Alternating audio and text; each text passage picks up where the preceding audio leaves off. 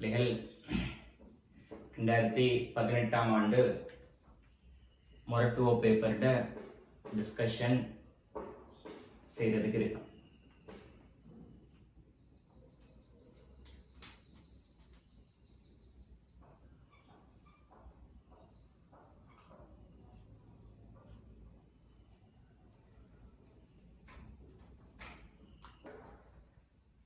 சரி, நம்ம முதலாவது கேள்வியை பார்ப்போம்.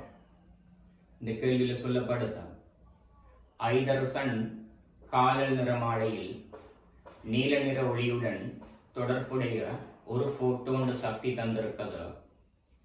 நாளத்து 5×10⁻19 யூல். இந்த நீல நிற ஒளியில அலை நீளம் என்னன்றது கேள்வி. எளிமையான வினா. போட்டோன் சக்தின்றது h c இன் கீழ் லெம்டான்னு சொல்ற பெருமானத்துக்கு சமனாக இருக்கு. ஸோ இதுல லெம்டா எழுவாய் மாற்றம் செய்தால் h c இன் கீழ் ஒரு போட்டோனின் சக்தி என்று சொல்ற மாதிரி கிடைக்கும். ரைட். இங்க c சொல்றது அந்த குறிப்பிட்ட பதார்த்தத்துக்குரிய வேகமாக இருக்கும். குறிப்பிட்ட பதார்த்தத்துக்குரிய வேகமாக இருக்கும். இந்த இடத்துல அந்த பதார்த்தம் ஒரு மின்காந்த கதிராக இருக்குது. ரைட். மின்காந்த கதிர்கள் வார நேரத்துல அவற்றோட கதி 3×18 மீட்டர்/செகண்டாக இருக்கு.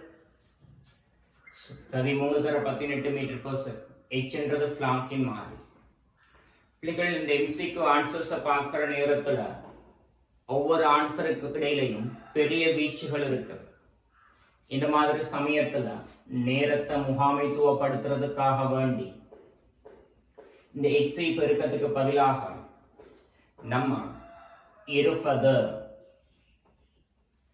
தர 10⁻26 யூல் மீட்டர் என்ற பெருமானுக்கு பயன்படுத்தலாம். கிட்டத்தட்ட HC பெருக்கம் 20 தர 10⁻26 யூல் மீட்டராக இருக்கு. இன் கீழ் ஒரு போட்டோனின் சக்தி சொல்லப்படுறது தந்திருக்கிறார் 4.5 தர 10⁻19 யூல் தந்திருக்கிறார். இதை சுருக்குவதனூடாக உரிய ஆன்சர் உங்களுக்கு கிடைக்கும்.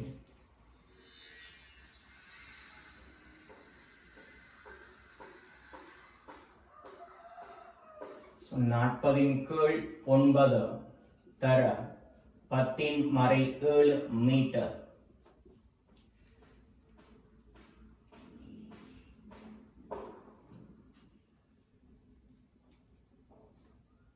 So 436.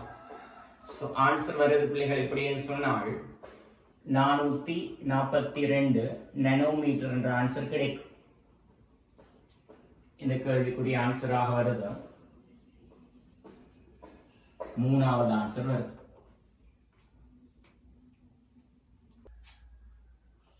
இரண்டாவது கேள்விக்கு வருது. இரண்டாவது கேள்வியில சில மூலக்கூறுகள் தந்திருக்கிறாங்க. பொய்யான கூற்று எதுன்னு கேட்டு இருக்குது. முதலாவது ஆன்சர் ஒரே எண்ணிக்கையான பங்கீட்டு வலு புனைப்புகள் காணப்படுதுன்னு சொல்றாங்க. SO2ல 2 சிக்மா 2 பை இருக்கு. சோ இவங்க 4 பேர்லயும் பங்கீடு புனைப்புகள் எண்ணிக்கை சமனாகத்தான் இருக்கும். பிள்ளைகள் கட்டமைப்பு வரைஞ்சோண்டால் இலகுவாக ஆன்சர் எடுக்கலாம். இரண்டாவது, இம்மூலக்கூறுகள் யாவற்றிலும் மையானு அட்டக விதிக்கு அமைவதில்லை என்று சொல்லப்பட்டிருக்கிறது. அந்த கூற்று பிள்ளைகள் ஏன்னு சொன்னால் பாருங்க, CO2ல மையணு கார்பன் அட்டம விதியை பூர்த்தி செஞ்சிருக்கிறது. அதே போல CCl4ல மையணு கார்பன் அட்டம விதியை பூர்த்தி செஞ்சிருக்கிறது. SO2ல சல்பர் அட்டம விதியை பூர்த்தி செய்ய இல்லை. லூய் கட்டமைப்பு வரைஞ்சால் விளங்கும். HCFOலையும் செனன் அட்டம விதியை பூர்த்தி செய்ய இல்லை. SFOலையும் சல்பர் அட்டம விதியை பூர்த்தி செய்ய இல்லை.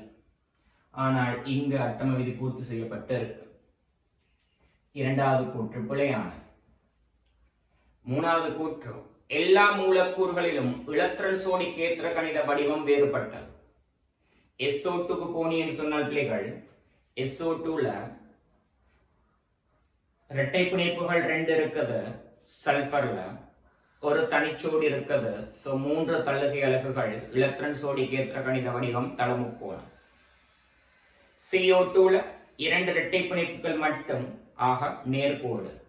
XCFOல பிள்ளைகள் 4 ஒற்றை பிணைப்புகள் இருக்குது செனன்ல, அதே நேரம் 2 தனிச்சோடி இருக்குது.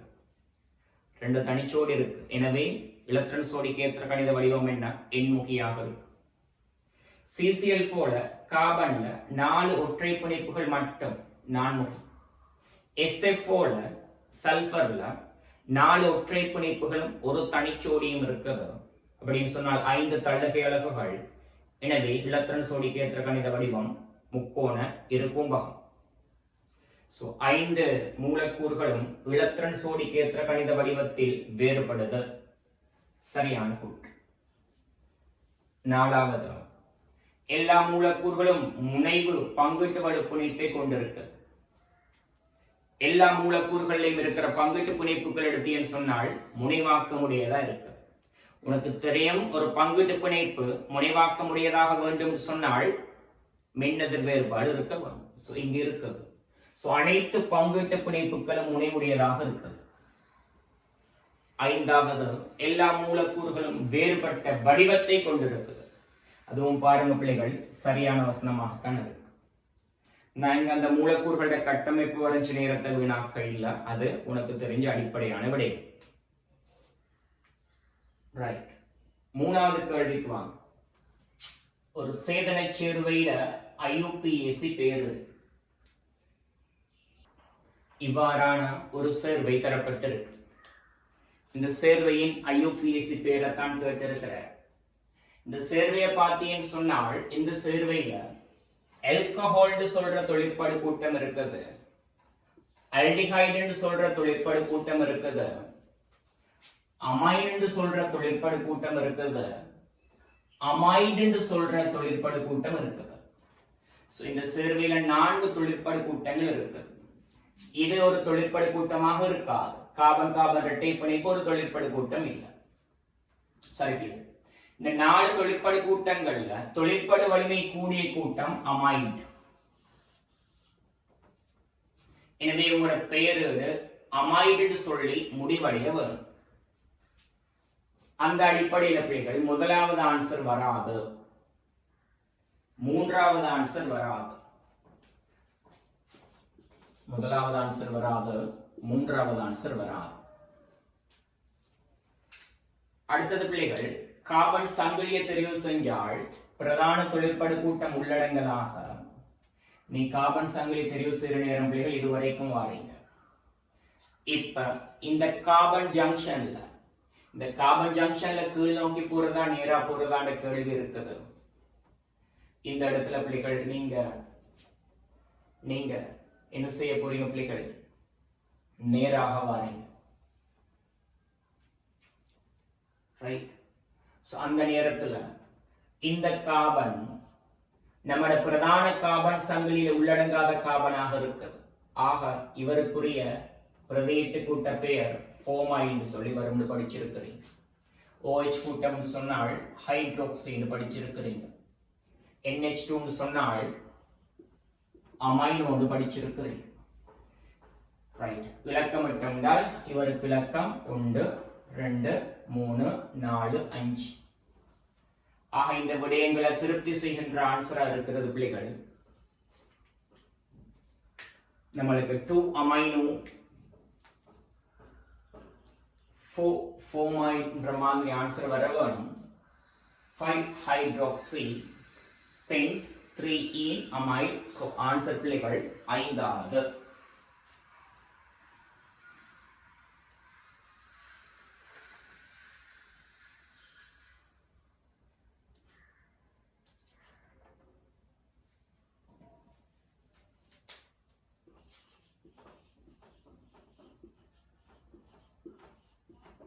ஐந்தாவது ஆன்சர்.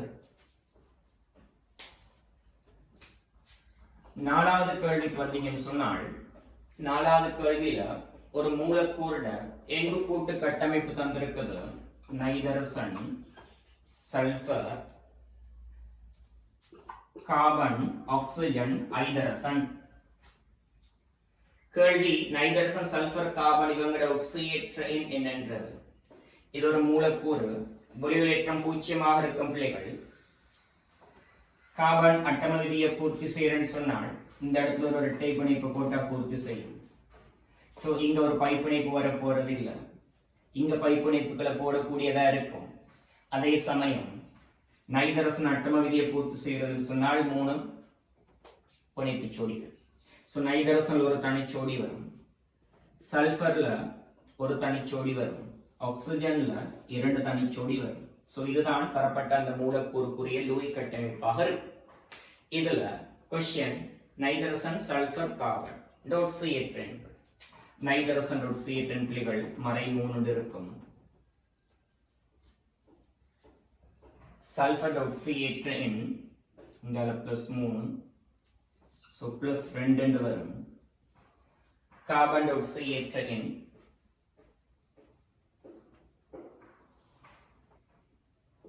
+2 என்று சொல்லி வரும். சோ இதுக்குரிய ஆன்சராக இருக்க போறது முதலாவது ஆன்சர்.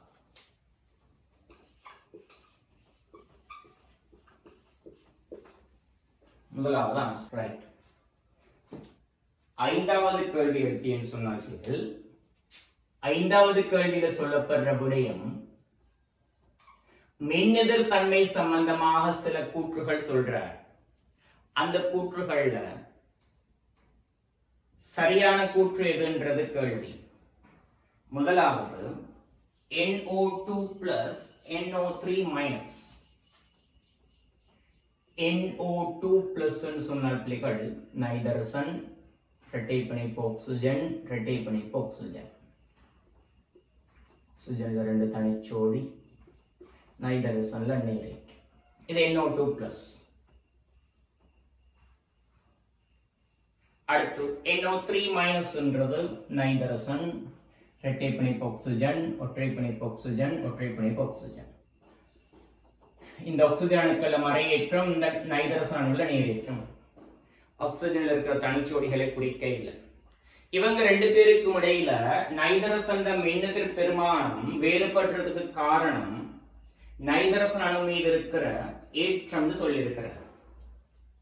பாரு, இந்த 2 நைதரசன் அணுவிலையும் ஏற்றம் சமனாக இருக்கு. சோ ஏற்றம் மின்னெதிர் பெருமானத்தை தீர்மானிக்கிற காரணியாக இருக்கா? ஏன்?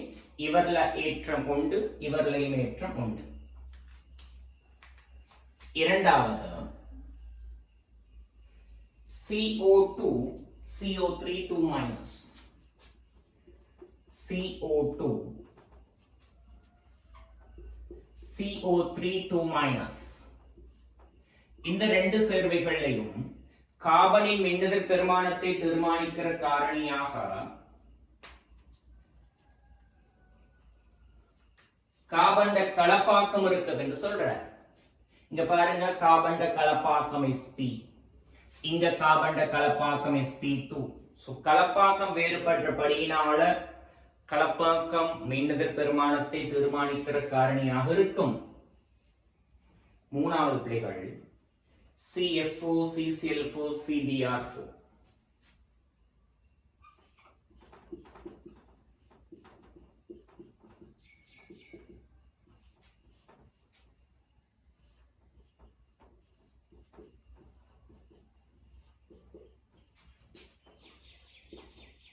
இந்த சேர்வைகள்ல 4 பேரும் நான்முகி வடிவமுடைய சேர்வைகள். சோ இவங்களோட கலப்பாக்கம், கார்பன் கலப்பாக்கம் சமனா இருக்கு, கார்பன் மீதான ஏற்றம் 0 இருக்கு, கார்பன் ஒட்சியேற்றம் +4 இருக்கு. சோ அந்த 3 காரணிகளும் மின்னெதிர் பெருமானத்தை தீர்மானிக்கும் சொல்றாரு. கார்பன் அணுவின் மின்னெதிர் இயல்பு வேறுபாட்டை கார்பன் அணுவின் ஒட்சியேற்ற நிலை வேறுபாடை பிரதானமாக தீர்மானிக்கலாம். இந்த 3 சேர்வைகளையும் பிள்ளைகள் கார்பன் அணுவோட ஒட்சியேற்றம் சமனா இருக்கு, +4 ஒட்சியேற்றம். சோ கார்பன் அணுவோட ஒட்சியேற்றம் இந்த சேர்வைகளோட மின்னெதிர் பெருமானத்தை தீர்மானிக்காது. நாலாவது ஆன்சருக்கு வந்து என்று சொன்னால் ClO 3 மைனஸ் இரட்டை பிணைப்பு ஆக்சிஜன் O மைனஸ் இரட்டை பிணைப்பு ஆக்சிஜன் குளோரின்ல ஒரு தனிச்சோடி. இது ClO 3 மைனஸ். இதே போல ClO 4 மைனஸ். இவங்க ரெண்டு பேர்லயும் குளோரினின் மின்னெதிர் பெருமான வேறுபாட்டை தீர்மானிக்கிற காரணியாக கலப்பு இருக்குதுன்னு சொல்றாரு.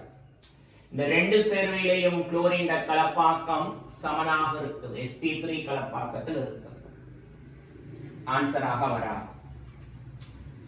ஐந்தாவது புள்ளிகள் NH2 மைனஸ்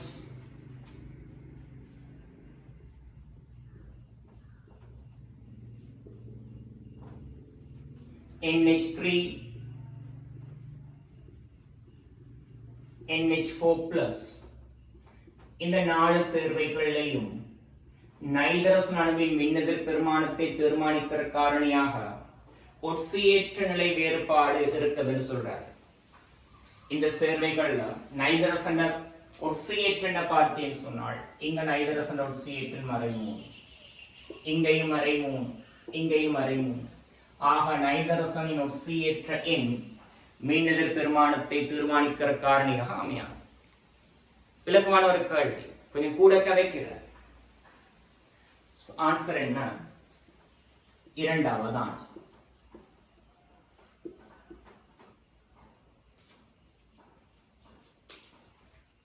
அடுத்தது பிள்ளைகள் ஆறாவது கேள்விக்கு வந்தோம்னு சொன்னால் क्वेश्चन नंबर 6 கார்பன் ஐதரசன் ஆக்சிஜன் இவங்க மூணு பேரையும் உடைய ஒரு சேர்வை. இந்த குறித்த திணிவு பூரண தகனத்துக்கு உட்பட்ட நேரத்துல CO2வும் நீரும் வருது. CO2வும் நீரும் கிடைக்குது. பூரண தகனம் அடைகிற நேரம் கிடைக்கிற CO2 110 கிராம், நீர் 45 கிராம். அப்படி சொன்னால் இந்த சேர்வையின் மூலக்கூட்டு சூத்திரம் என்ன கேட்டிருக்கு. கிடைக்கிற CO2 துணிவு 110 கிராம் சொன்னால் அதுல மூல எண்ணிக்கை 2.5 மூல். நீரின் துணிவு 45 கிராம் என்று சொன்னால் அதுல மூல எண்ணிக்கை 2.5 மூல். CO2 நீருடைய மூல எண்ணிக்கை சமனாக இருக்கிறது பிள்ளைகள். ஓகே, நான் காண போறது பிள்ளைகள் கார்பனினதும் ஐதரசனினதும் மூல எண்ணிக்கையை காணப்போறது. CO2 மூல எண்ணிக்கை 2.5 சொன்னா ஒரு CO2 ஒரு கார்பன் இருக்கு. தென் கார்பன் மூல எண்ணிக்கை அதே 2.5 மூலாக இருக்கு. நீரின் மூல எண்ணிக்கை 2.5 சொன்னாங்க. அங்க இருக்கிற ஐதரசன் மூல எண்ணிக்கை 5 மூலாக இருக்கு. சோ இந்த சேர்வையில பிள்ளைகள் கார்பனின் மூல எண்ணிக்கைக்கும் ஐதரசன் மூல எண்ணிக்கைக்கும் இடையிலான விகிதம் ஒரு கார்பனுக்கு 2 ஐதரசன் இருக்க வேண்டும். ஏன் கார்பன் மூல எண்ணிக்கை 2.5 சொன்னால் ஐதரசன் மூல எண்ணிக்கை 5. சோ ஒரு கார்பனுக்கு 2 ஐதரசன் இருக்க வேண்டும். இந்த கண்டிஷனை திருப்தி செய்யற ஆன்சரை பாரு. முதலாவது ஆன்சர் வராது, 2 வராது, 3 வராது, 4 வராது. 5வது ஆன்சர் மட்டும் தான் அந்த கண்டிஷனை திருப்தி செய்யும். சோ அந்த क्वेश्चनக்குரிய ஆன்சர் 5வது. ரைட். 7வது கேள்விக்கு வாங்க. குறித்த வெப்பநிலையில அரிதாக கரைகின்ற திண்மங்கள் ஸ்ட்ரோன்சியம் சல்பேட், பேரியம் சல்பேட் ஆகியவற்றின் கரைதிறன் பெருக்கங்கள் KsP1 KsP2 தரப்பட்டிருக்கு. குறித்த வெப்பநிலையில இவ்வேறு உப்புக்களையும் கொண்ட நிரம்பிய நீர்க்கரைசல் ஒன்று இருக்குது. சொல்றாரு, உனக்கு நான் ஒரு நிரம்பிய நீர்க்கரைசலை தாரேன். யாரின் நிரம்பிய நீர்க்கரைசல்? ஸ்ட்ரோன்சியம் சல்பேட் இனால் நிரம்பிய நீர்க்கரைசல். மட்டுமல்ல, பேரியம் சல்பேட் இனால் நிரம்பிய நீர்க்கரைசல். இந்த நீர்க்கரைசல் ஸ்ட்ரோன்சியம் சல்பேட் இனாலும் நிரம்பி இருக்குது, பேரியம் சல்பேட்டினாலும் நிரம்பி இருக்குது. கட்டாயம் இந்த நீர்க்கரைசல் ஒரு வேல்படிமோட தொடுகையில் இருக்கும். சந்தேகம் இல்லை. ஏன் சொல்லுவோம், இவங்க ரெண்டு பேர்ல இந்த நீர்க்கரைசல் ஒரே அடியா ஒரே நேரத்துல ரெண்டு பேராலையும் நிரம்பாது. முதலாவது ஸ்ட்ரோஞ்சியம் சல்பேட்டால நிரம்பிச்சுன்னு சொன்னால் இரண்டாவது பேரியம் சல்பேட்டால நிரம்பும், அல்லது முதலாவது பேரியம் சல்பேட்டால நிரம்பிச்சுன்னு சொன்னால் இரண்டாவது ஸ்ட்ரோஞ்சியம் சல்பேட்டால நிரம்பும். சரிதானே? ஒரே டைம்ல ரெண்டு பேராலையும் நிரம்ப வாய்ப்பு இல்லை, பிகாஸ் ரெண்டு பேரையும் கேஎஸ்பி மாற்றம் அடையுது. சரி, இப்ப சொல்லு, முதலாவது ஸ்ட்ரோஞ்சியம் சல்பேட்டால நிரம்பிட்டு இரண்டாவது பேரியம் சல்பேட்டால நிரம்புதுன்னு சொன்னால் கட்டாயம் தொகுதியில் ஸ்ட்ரோஞ்சியம் சல்பேட் வீழ்படிவா இருக்கு. சந்தேகம் இல்ல. முதலாவது பேரியம் சல்பேட்டால நிரம்பி இருக்கு, இரண்டாவது ஸ்ட்ரோஞ்சியம் சல்பேட்டால நிரம்புதுன்னு சொன்னால் கட்டாயம் பேரியம் சல்பேட்டோட வீழ்படிவு இருக்கு. சந்தேகம் இல்லாம சொல்லலாம், இரண்டு பதார்த்தங்களால் ஒரு நீர்க்கரைசல் நிரம்பி இருக்குதுன்னு சொன்னால் அந்த நீர்க்கரைசல் அவ்விரு பதார்த்தங்களில் குறைந்தது ஒரு பதார்த்தத்திலாவது தொடுகையில் இருக்க வேண்டும். இதுல சந்தேகம் கிடையாது. சொல்றாரு நிரம்பி இருக்குதுன்னு சொல்றாரு. ஸ்ட்ரோஞ்சியம் 2+ aqueous,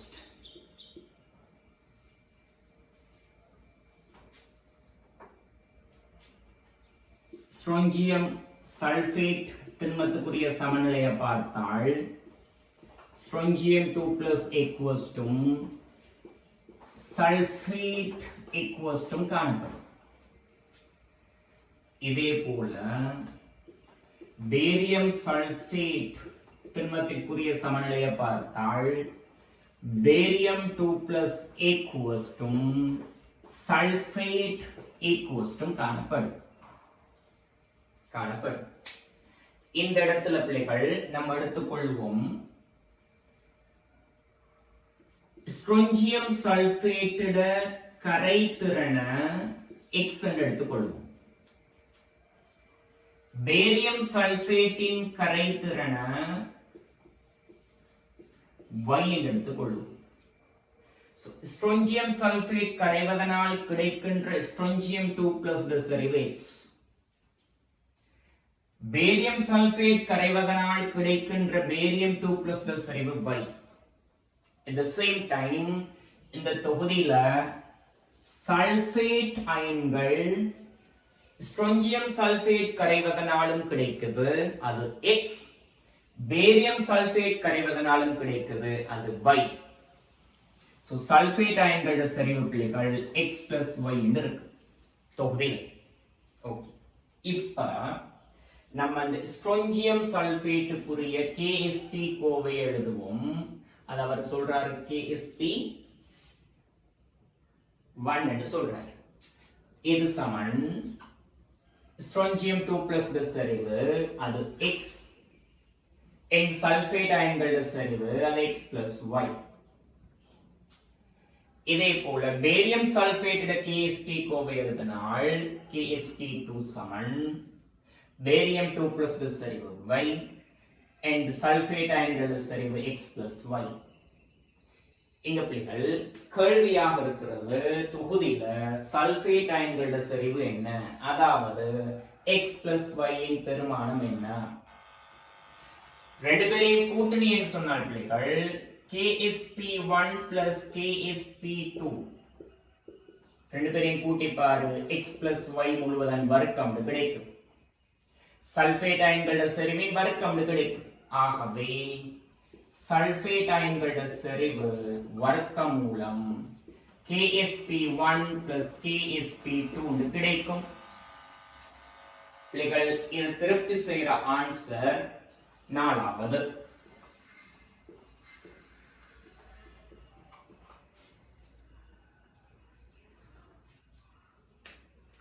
எட்டாவது கேள்விக்கு வரும்.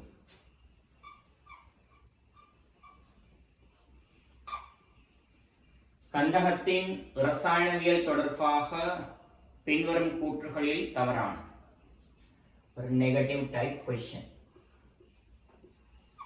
முதலாவது கூற்று, HCl4 நீர்க்கரைசல் வெளிற்றும் இயல்பை காண்பிக்கும். சரியான கூற்று. 4 வகையான வெளியேற்றும் கருவிகள் இருக்குது என்று நீங்க படிக்கிறீங்க. ஒன்று ஓசோன். இதனால் மூலிக நிலை ஆக்சிஜனை வழங்கக்கூடியதாக இருக்கும். ஓசோன் பிரிகை அடைந்து O2வும் ஆக்சிஜன் மூலிகமும் வரும். இன்னொன்று ஹைட்ரஜன் பெராக்சைடு. இதனாலும் மூலிக நிலை ஆக்சிஜனை கொடுக்கக்கூடியதாக இருக்குது. H2O-வும் ஆக்சிஜன் மூலிகமும் வரும். சோ இவங்க 2 பேரும் வெளியேற்றும் கருவிகளாக சேர்ப்பது. அதே போல குளோரின் +1 ஒட்சியேற்ற எண்ணில் இருக்கின்ற சேர்வைகள், குளோரின் +1 ஒட்சியேற்ற எண்ணில் இருக்கிற சேர்வைகளும் வெளியேற்றும் கருவிகள். HOCl வெளியேற்றும் கருவி, OCl- வெளியேற்றும் கருவி, Cl2 நீர்க்கரைசல் வெளியேற்றும் கருவி, Cl2 aqueous இருக்கே வெளியேற்றும் கருவி. காரணம் Cl2 நீர்க்கரைசல் பகுதியாக பிரிகை அடைந்து HCl-ம் HOCl-ம் கிடைக்கும். HOCl-ல குளோரின் +1 ஒட்சியேற்றன்ல இருக்கு. சோ வெளியேற்றும் கருவி. இந்த 3 வெளியேற்றும் கருவிகளும் எவ்வாறு வெளியேற்றல் செயற்பாட்டை செய்யும் சொன்னால், நிறமுடைய பதார்த்தங்களை ஒட்சியேற்றம் செய்வதனூடாக தனது வெளியேற்றல் செயற்பாட்டை செய்யும். இவங்க 3 பேர். அதால இவங்க 3 பேருடையும் வெளியேற்றல் செயற்பாடு நிரந்தரமானதுன்னு படிச்சிருக்கிறீங்க. இவங்க 3 பேருடையும் வெளியேற்றல் செயற்பாடு நிரந்தரமானதுன்னு படிச்சிருக்கிறீங்க. அதே போல பிள்ளைகள் சல்பர் +4 ஒட்சியேற்றன் இருக்கிற நேரம், சல்பர் +4 ஒட்சியேற்றன் இருக்கிற நேரமும் வெளியேற்றும் கருவியாக செயற்படும். For the example, SO2 aqueous, இங்க தந்திருக்கிற SCl4 aqueous. SO2 aqueous ன்றது என்ன? H2SO3 aqueous. அடுத்தது இந்த H2SO3 ஆல கிடைக்கிற அயன்கள் SO3 2-, HSO3-. இந்த SO3 2- உடைய உப்புக்கள், எண்ணில் அடங்காத உப்புக்கள் இருக்க, எழுதி கொண்டே போகலாம், முடிவில்லாமல் எழுதி கொண்டு போகலாம். Na2SO3 எழுதலாம், K2SO3 எழுதலாம், கால்சியம் சல்பைட் எழுதலாம். இதே போல HSO3- அயனியுடைய உப்புக்கள், எண்ணில் அடங்காத உப்புக்கள், எழுதி கொண்டே போகலாம். கண்டிஷன் என்ன? சல்பர் +4 ஒட்சியேற்றன்ல இருக்கும். சல்பர் +4 ஒட்சியேற்றன்ல இருக்கும். அது மட்டும் இல்ல, இன்னொரு ஸ்பெஷலான ஒருத்தர் இருக்கிற, யாரு? SCl2 aqueous. ரிசோர்ஸ் புக்ல பார்த்திருப்பீங்க. இந்த SCl2 aqueous இருக்கே, இது இருவழி விகாரத்துக்கு உட்பட்டு மஞ்சள் நிற சல்பர் வேல்படிவு கிடைக்கும். SO2 வாயு வெளியேற்றம் இருக்கும். இது இருவழி விகாரத்துக்கு உட்படக்கூடிய SO2 கேஸ் கிடைக்கும், அல்லது என்ன H2SO3 aqueous கிடைக்கும். ஆக SCl2 aqueous பிள்ளைகள் சல்பர் +4 ஒட்சியேற்றனுக்குரிய விளைவை ஏற்படுத்துது. சோ இந்த சேர்வைகள் எல்லாமே சல்பரின் வெளியேற்றும் கருவிகள். ரைட்? சோ முதலாவது கூற்று சரி. இந்த சல்பரின் வெளியேற்றல் செயற்பாடு பத்தி கதைக்கிறேன்னு சொன்ன பிள்ளைகள், சல்பரின் வெளியேற்றல் செயற்பாடு நிரந்தரம் அற்றது. ஒரு விடயம். இன்னொரு விடயம், சல்பர் நிறமுடைய பதார்த்தங்களை தாழ்த்தல் செய்வதனூடாக வெளியேற்றல் செயற்பாட்டை செய்யும். இரண்டாவது விடயம். மூணாவது விடயம், சல்பரால் வெளியேற்றப்பட்ட ஒரு பதார்த்தம் வளி உடன் தொடுகையுறுகின்ற பொழுது அது வளியில் உள்ள ஆக்சிஜனினால் ஒட்சியேற்றம் அடையக்கூடியதாக இருப்பதனால் மீண்டும் நிறமுடைய பதார்த்தமாக மாற்றமடையும். இந்த விடயங்கள் எல்லாம் நீங்க இன்ஆர்கானிக் கெமிஸ்ட்ரியில படிச்ச விடயம். ரைட்? சோ முதலாவது கூற்று சரியான கூற்று. இரண்டாவது கூற்றுக்கு வாங்க.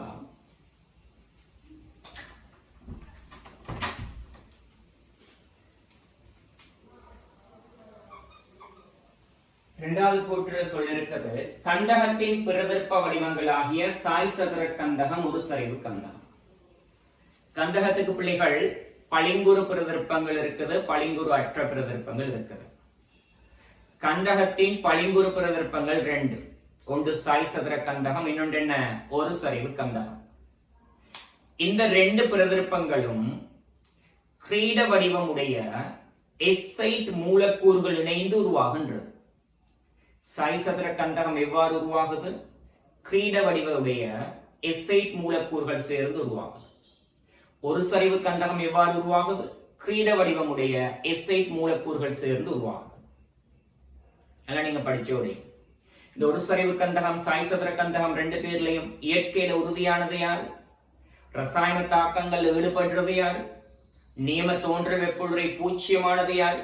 சாய் சதுர கந்தகம். உறுதியானது, நியம தோன்ற வெப்புரை பூச்சியமானது, ரசாயன தாக்கங்கள் ஈடுபடுறது எல்லாம் யாரு? சாய் சதுர கந்தகம். ஓகே. இரண்டாவது கூற்று என்ன சொல்லுது? கந்தகத்தின் பிரதிருப்ப வடிவங்களாகிய சாய் சதுர கந்தகம், ஒரு சரிவு கந்தகங்களில் எஸ்ஐட் மூலக்கூறுகளின் அலகுகள் காணப்படுகின்றன. சரியான கூற்று.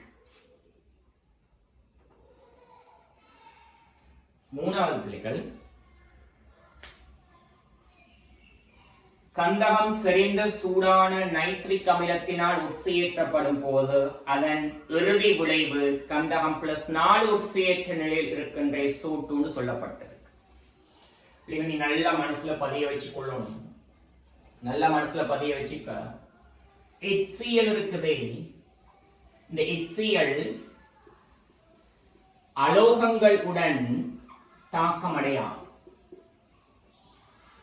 ஐலான் HCl ஆக இருந்தாலும் தாக்கமடையாது, செறிந்த HCl ஆக இருந்தாலும் தாக்கமடையாது. ஆனால் இந்த H2SO4 இருக்குதே அல்லது இந்த HNO3 இருக்குதே, இது பிள்ளைகள் அலோகங்களோட தாக்கமடையும். அலோகங்களோட தாக்கமடையும். எந்த நிலையில் தாக்கமடையும் சொன்னால் செறிந்த நிலையில் மட்டும் தான் தாக்கமடையும்.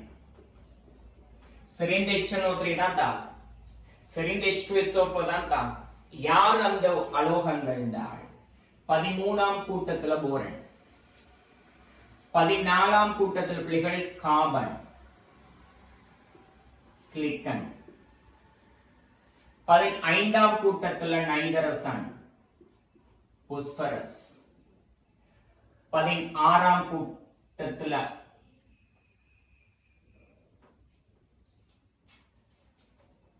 சாரி 15ஆம் கூட்டத்துல பாஸ்பரஸ் மட்டும், 15ஆம் கூட்டத்துல பாஸ்பரஸ் மட்டும், 14ஆம் கூட்டத்துல கார்பன் மட்டும், 15ஆம் கூட்டத்துல பாஸ்பரஸ், 16ஆம் கூட்டத்துல சல்பர், 17ஆம் கூட்டத்துல அயனின்.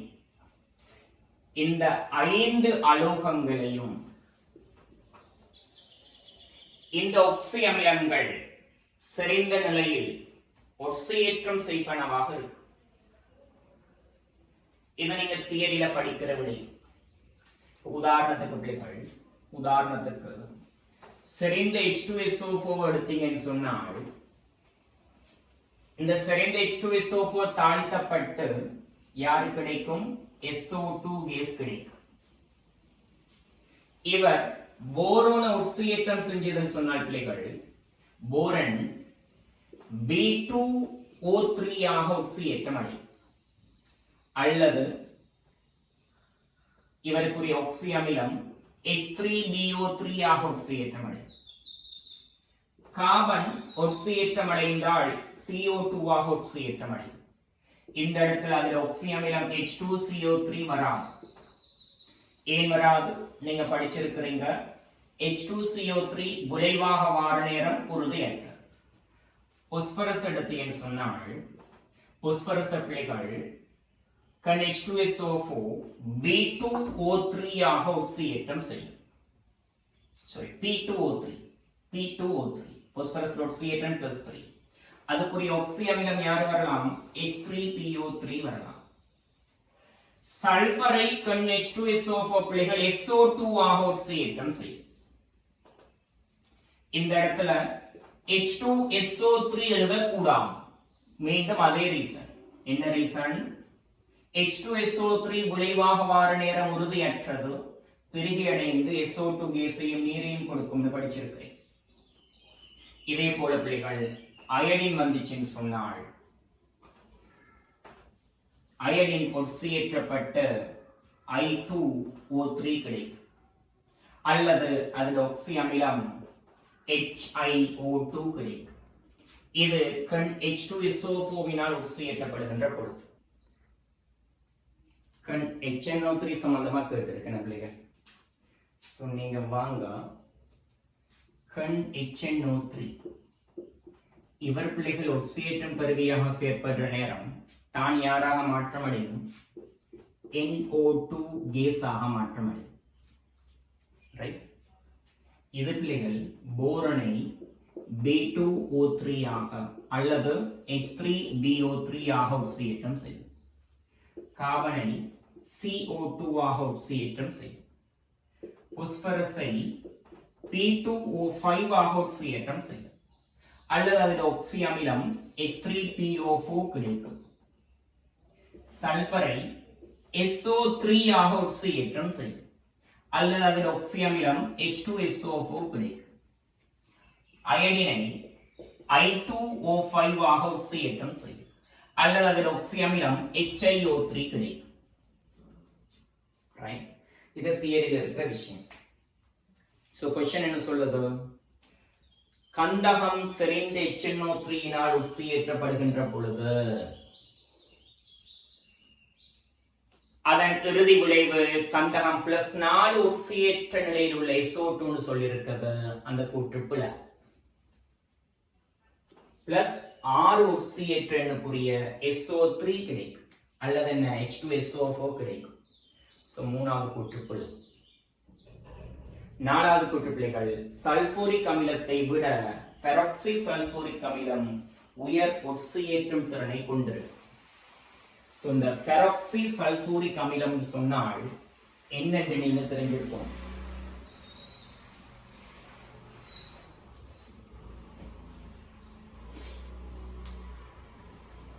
ரைட்.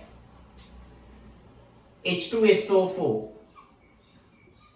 சல்பூரிக் அமிலம். இதோட லூயிஸ் ஸ்ட்ரக்சர் உங்க எல்லாருக்கும் தெரியும். இது எடுத்தோம்னால் ஐதரசன் +1 ஒட்சியேற்றன்ல இருக்கு, சல்பர் +6 ஒட்சியேற்றன்ல இருக்குது, ஆக்சிஜன் -2 ஒட்சியேற்றன்ல இருக்கு. சோ H2SO4 ஒட்சியேற்றும் கருவியாக செயற்படக்கூடியது யாரு சார்பாக? ஐதரசன் சார்பாக. ஐதரசன் +1ல இருந்து தாழ்த்தப்பட முடியும் தானே. எனவே H2SO4 ஐதரசன் சார்பாக ஒட்சியேற்றும் கருவியாக செயற்படும்.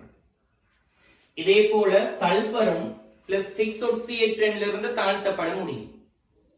சோ சல்பர் சார்பாகவும் H2SO4 ஒட்சியேற்றும் கருவியாக செயற்படும். ஆனா ஆக்சிஜன் சார்பாக செயற்படுமா? இல்ல. ஏன்? ஆக்சிஜன் அதுல ஆக குறைஞ்ச ஒட்சியேற்றம் -2ல இருக்கு. இதை விட ஆக்சிஜன் தாழ்த்தப்பட முடியுமா? இல்ல. சோ ஆக்சிஜன் சார்பாக H2SO4 ஒட்சியேற்றும் கருவியாக செயற்படாது. இதே இடத்துல பிள்ளைகள் பெராக்சி சல்பூரிக் அமிலம் சொல்றது H2SO5. இவர லூயிஸ் ஸ்ட்ரக்சர் பிள்ளைகள் சல்பர் இரட்டை பிணைப்பு ஆக்சிஜன் ஒரு OH கூட்டம் ஒரு பெராக்சி OH கூட்டம். பெராக்சின்னு சொன்ன பிள்ளைகள் நீங்க எல்லாரும் தெரிஞ்சிருக்கிறீங்க. பெராக்சின்னு சொன்னால் ஆக்சிஜன் அணுக்களுக்கு இடையில ஒற்றை பிணைப்பு இருக்கும். அடுத்தடுத்த ஆக்சிஜன் அணுக்கள் இணைக்கப்பட்டிருக்கும், அதான் பெராக்சி. சோ இந்த சேர்வையில பிள்ளைகள் ஐதரசனை பார்த்தால் +1 ஒட்சியேற்றன்ல இருக்கு, சல்பரை பார்த்தால் +6 ஒட்சியேற்றன்ல இருக்கு, ஆக்சிஜனை பார்த்தால் -1 ஒட்சியேற்றன்லயும் இருக்கு, -2 ஒட்சியேற்றன்லயும் இருக்கு. இந்த 2 ஆக்சிஜன் அணுக்களும் -1 ஒட்சியேற்றன்ல இருக்கு. சோ பெராக்சி சல்பூரிக் அமிலம் ஐதரசன் சார்பாக ஒட்சியேற்றும் கருவி, சல்பர் சார்பாகவும் ஒட்சியேற்றும் கருவி. ஆக்சிஜன் -1 ஒட்சியேற்றன்ல இருக்கிற ஆக்சிஜன் இருக்கு, இது சார்பாகவும் ஒட்சியேற்றும் கருவி. ஏன்? இந்த ஆக்சிஜன் -2 ஒட்சியேற்றனுக்கு தாழ்த்தப்பட முடியும் தானே. சோ இந்த ஆக்சிஜன் சார்பாகவும் ஒட்சியேற்றும் கருவி.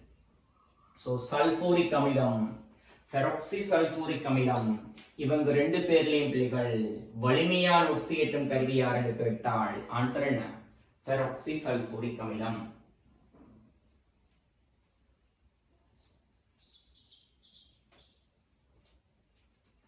அந்த கூற்று சரியானது.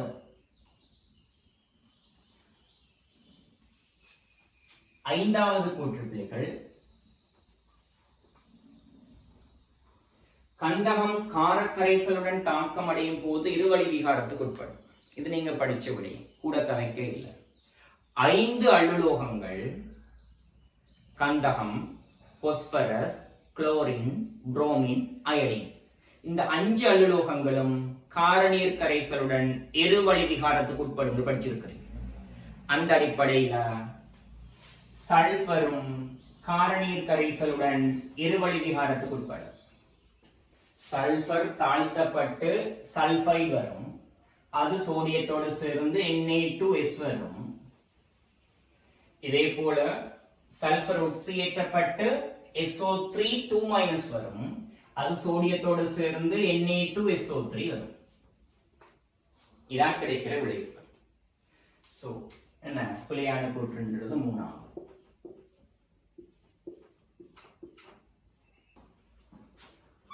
9வது கேள்வி, மெக்னீசியத்தின் வலுவளவு இலத்திரன் ஒன்றினால் உணரப்படும் பயன்படு கருவேற்றம் தொடர்பாக பின்வரும் கூற்றுகளில் சரியானது. Z effective சமன் என்ன?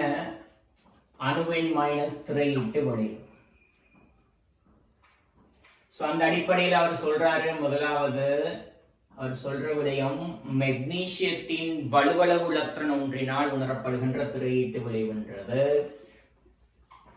பயன்படு கருக்க வச்சு விசைன்றது 12- ஒரு S என்ற பெருமானம் வச்சுக்க. அந்த பெருமானம் 12லும் குறைவாக இருக்கு. இது சோடியத்திலும் அதிகமானது. முதலாவது ஆன்சர். சோடியத்தின் வலுவளவு இலத்திரன் உணர்கின்ற பயன்படு கருக்கவர்ச்சி விசைன்றது பிள்ளைகள் சோடியத்துக்கு அணுவெண் 11 திரையீட்டு விளைவு. இந்த திரையீட்டு விளைவு S1 என்று சொல்றேன் பிள்ளைகள். இந்த S-க்கும் S1-க்கும் இடையில இருக்கிற தொடர்பு பிள்ளைகள் கிட்டத்தட்ட சமம். ஏனென்றால் சோடியமும் மெக்னீசியமும் ஒரே ஆவர்த்தன மூலகங்கள். ஒரே ஆவர்த்தன மூலகங்களுக்கு இடையில திரையீட்டு விளைவில் ஏற்படுற அதிகரிப்பு மிகச் சிறிய அதிகரிப்பா இருக்கு. S-ஐயும் S1-ஐயும் கம்பேர் பண்ணினால் S1-ஐ விட கொஞ்சம் பெருசு S-ன்ற. Sodium, magnesium, aluminium, silicon, phosphorus, sulphur, chlorine, argon போற நேரத்துல இந்த திசையில பிள்ளைகள் திரையீட்டு விளைவு அதிகரிக்குது. இந்த திரையீட்டு விளைவு அதிகரிப்பு மிகச் சிறிய ஒரு அதிகரிப்பாக இருக்கும் இந்த திசையில. அதே நேரம் இந்த திசையில அணுவெண் அதிகரிக்குது. அணுவெண் அதிகரிப்பு பெரிய அதிகரிப்பா இருக்கு. அணுவெண் என்றது 1 பெருமானத்தால் அதிகரிக்குது. சோடியத்துக்கு 11, மெக்னீசியத்துக்கு 12, ஒரு யூனிட்டால கூடுது. ஆனா திரையீட்டு விளைவு தசமதானத்தால கூடுது. திரையீட்டு விளைவு ஏற்படுற அதிகரிப்பு மிகச் சிறுசா இருக்கு. அணுவில் ஏற்படுற அதிகரிப்பு மிக பெருசா இருக்கு. ஆக மெக்னீசியத்துல வலுவளவு இலத்திரன் உணர்கின்ற பயன்படு கருக்கவர்ச்சி விசையை விட சோடியத்துல வலுவளவு இலத்திரன் உணர்ற பயன்படு கருக்கவர்ச்சி விசை குறைவாத்தான் இருக்கு. 2வது +1 சமனானது. அதுக்குள்ள 12 விட குறைய +1 சமன்ன்றது 12 சமனானது புல. 12 சமனானது புல. 4வது எலுமினியத்தினதிலும் அதிகமானது. எலுமினியத்திட வலுவளவு இலத்திரன் உணர்கின்ற பயன்படு கருக்கவர்ச்சி விசைன்றது அணுவெண்ணில் இருந்து எலுமினியத்துக்குரிய திரையீட்டு விளைவை கழிக்கும். இந்த எலுமினியத்துக்குரிய திரையீட்டு விளைவு மெக்னீசியத்துக்குரிய திரையீட்டு விளைவை விட என்னது பெருசா இருக்கு. ஆனா கொஞ்சம் தான் பெருசா இருக்கு. ஆனா அணுவெண் ஒரு யூனிட்டால மாறி இருக்குது. மெக்னீசியத்தில் வலுவளவு இலத்திரன் உணர்கின்ற பயன்படு கருக்கவர்ச்சி விசை அலுமினியத்தில் வலுவளவு இலத்திரன் உணர்கின்ற பயன்படு கருக்கவர்ச்சி விசையை விட குறைவாகத்தான் இருக்கும். ஒரு அதிகமானதுன்னு சொல்றார் பிள்ளையான். ஐந்தாவது +24 சமனானது, அதுவும் கொள்ளும். ஆன்சர் என்ன பிள்ளைகள்? சோடியத்திலும் அதிகமானதுதான் ஆன்சரா இருக்கு. முதலாவது ஆன்சர்.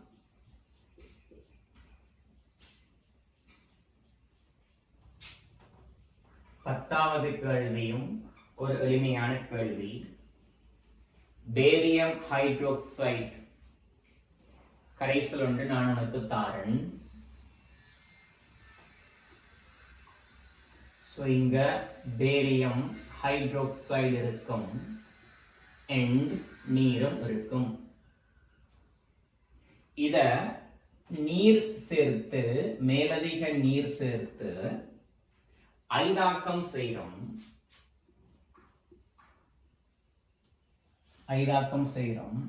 மீண்டும் பேரியம் ஹைட்ரோக்சைடு நீர் கரைசல் உருவாகுது. இந்த இடத்துல பேரியம் ஹைட்ரோக்சைடு மூல எண்ணிக்கையில மாற்றம் இருக்காது, ஆனால் நீரின் மூல எண்ணிக்கையில மாற்றம் இருக்கு. நீர் மூல எண்ணிக்கை கூடியிருப்பேன், நீரை சேர்த்து ஐதாக்கம் செய்யும். ஓகே, கொஸ்டின் என்னன்னு சொன்னால் பின்வருவனவற்றுள் எது கரைசலில் அதிகரிக்கின்றது தான் கேள்வி. முதலாவது OH மைனஸ் செறிவு. OH மைனஸ் செறிவு. சரிகள், இங்க பேரியம் ஹைட்ரோக்சைடு என்று சொல்றது உனக்கு தெரியும், ஒரு வன்காரம். இது முற்றாக அயனாக்கம் அடையும். இதன் காரணமாக பேரியம் 2+ செறிவு அதிகரிக்கும். OH மைனஸ் இதன் காரணமாக பேரியம் 2+ OH மைனஸும் கிடைக்கும். இதே போல இங்க H2O இருக்குது, இது பகுதியாக அயனாக்கம் அடையும். இதன் காரணமாக H+ அயன்களும் OH- அயன்களும் கிடைக்கும். இவங்க ரெண்டு பேரும் கிடைக்கும். பிள்ளைகள், முதலாவது ஆன்சர் என்ன? OH- அயன்களோட செறிவு அதிகரிக்கும் சொல்றாரு. இந்த நீர்க்கரைசல்ல பிள்ளைகள் OH- அயன்கள் கிடைக்கிறதுக்கு ரெண்டு வழிகள் இருக்குது. இந்த ரெண்டு அயனாக்கத்துக்கும் OH- ஒரு பொதுவான அயனாக இருக்குது. ரெண்டு வழியிலையும் OH- கிடைக்கும். இருந்தாலும் பேரியம் ஹைட்ரோக்சைடால கிடைக்கிற OH- மூல எண்ணிக்கையோட கம்பேர் பண்ணக்குள்ள நீரால கிடைக்கிற OH- அளவை என்ன செஞ்சிடலாம்? புறக்கணிச்சிடலாம். தொகுதியில OH- மொத்த செறிவுன்றது கிட்டத்தட்ட சமனா இருக்கும். OH- செறிவு பிள்ளைகள் யாரால கிடைச்சது? பேரியம் ஹைட்ரோக்சைடால கிடைச்சதுக்கு சமனா இருக்கு. இது யாருக்கு சமன்? பேரியம் ஹைட்ரோக்சைடு கொடுக்கிற OH- மூல எண்ணிக்கை. அது மாறுதா பிள்ளைகள்? இல்ல. இன் கீழ் தொகுதியின் கனவளவு. தொகுதியில கனவளவு மாறுதா? எஸ். நீரை சேர்த்து ஐதாக்கிறோம். தொகுதியில கனவளவு கூடுது. தென் தொகுதியில OH- செறிவு என்ன செய்யும்? குறையும். முதலாவது ஆன்சர் வராது. இரண்டாவது ஆன்சர் கரைசலின் அடர்த்தி. கரைசல் அடர்த்தின்னு சொல்றது கரைசலின் திணிவின் கீழ் கரைசலின் கனவளவு. இங்க நீரை சேர்க்கிறபடியினால கரைசல் திணிவு கூடுது. இங்க நீரை சேர்க்கிறபடியினால கரைசலின் கனவளவும் கூடுது. ரெண்டு பேருமே கூடுது. கரைசல் அடர்த்திக்கு என்ன நடக்கும்னு சொல்லி எனக்கு தெளிவாக சொல்லியலாம் இருக்கும். ரெண்டாவது பொறுத்த வரைக்கும் எனக்கு ஒரு கொஸ்டின் மார்க்கான விடயம். கரைசல் அடர்த்தி கூடுமா குறையுமான்றது என்னால சரியா சொல்லலாம். மூணாவது பேரியம் 2+ அயன்களோட செறிவு. பேரியம் 2+ அயன்களோட மூல எண்ணிக்கை மாற இல்லை. கரைசல்ல கனவளவு கூடுது. தென் பேரியம் 2+ அயன்களோட செறிவு என்ன செய்யும்? குறையும். நாலாவது H+ அயன்களோட செறிவு. இங்க பாருங்க, இந்த தொகுதியில் H+ கிடைக்கும் என்றால் நீரின் அயனாக்கம் இருக்கும். நீரின் அயனாக்கம்ன்றது என்ன? Kw சமன் H+ செறிவு into OH- செறிவு. KW மாறுமா? இல்ல. தொகுதியில OH மைனஸ் செறிவு என்ன செய்யுது? குறையுது. தொகுதியில OH மைனஸ் செறிவு குறைஞ்சால் H பிளஸ் செறிவு என்ன செய்யும்? அதிகரிக்கும். சோ நாலாவது சரியானது. ஐந்தாவது மின்கடத்தல் வலிமை. பாருங்க பிள்ளைகள், அயன்கள் ஐதாக்கப்படுது. சோ அயன்களோட செறிவு குறையுது. செறிவு குறைந்தால் மின்கடத்தல் திறன் குறையும். So question answer நாலாவது.